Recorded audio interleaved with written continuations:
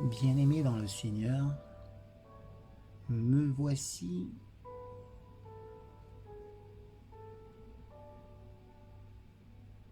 vous partageant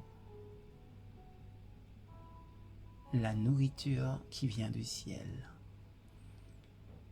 Savez-vous que Bethléem veut dire maison du pain? Extraordinaire! Jésus s'est incarné en descendant du ciel pour nous donner ce pain, cette nourriture qui est lui-même. Le titre de notre présentation, découvrir la puissance qui vient de Dieu. Vous recevrez une puissance, le Saint-Esprit, survenant sur vous. Actes chapitre 1er, verset 8.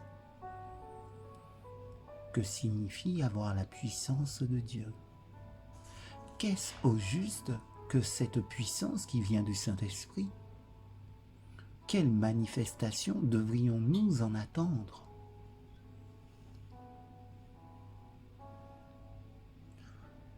On trompe les foules en leur offrant de rencontrer le surnaturel grâce à des procédés de caractère spirit. Si l'on est hors de soi, en proie à une extase religieuse, au point de perdre quasiment la maîtrise de soi-même, cela ne signifie pas qu'on a rencontré le Seigneur Jésus-Christ.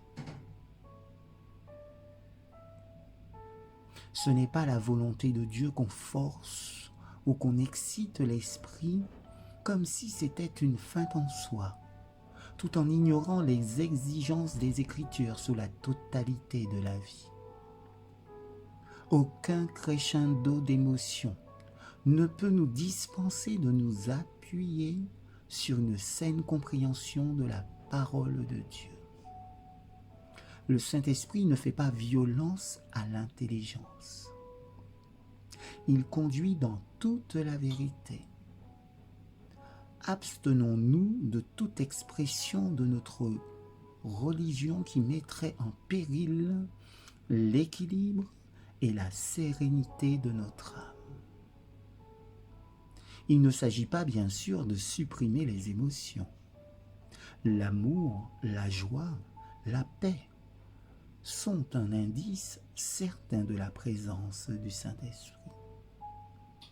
Il ne s'agit pas là d'émotions superficielles, dépendantes de l'humeur du moment. Les émotions fugaces ne résolvent pas les problèmes de la vie et n'apportent pas la victoire sur l'égoïsme, l'impureté, la haine et la désobéissance à la volonté de Dieu.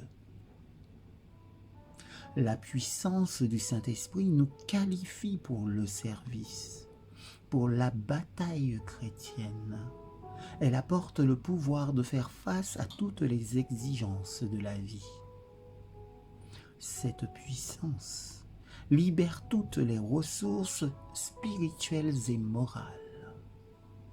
Elle nous confère une nouvelle maîtrise de l'égoïsme et du péché.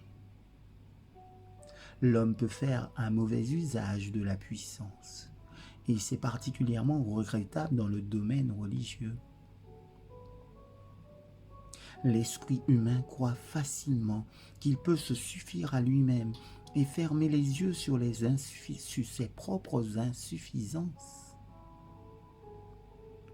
Trop souvent, nos réveils tendent à faire de nous le centre, alors qu'il faudrait exalter notre Seigneur Jésus-Christ. Des chrétiens remplis de l'Esprit ont l'Esprit du Christ. Ils ne cherchent pas à se faire servir, mais à servir les autres. Cela implique qu'ils renoncent à leurs privilèges, qu'ils n'exaltent plus leur moi, qu'ils ne recherchent plus le prestige. Le Christ est le centre de leur vie. Puisse Dieu nous aider en ce sens, à faire de lui le centre de notre vie.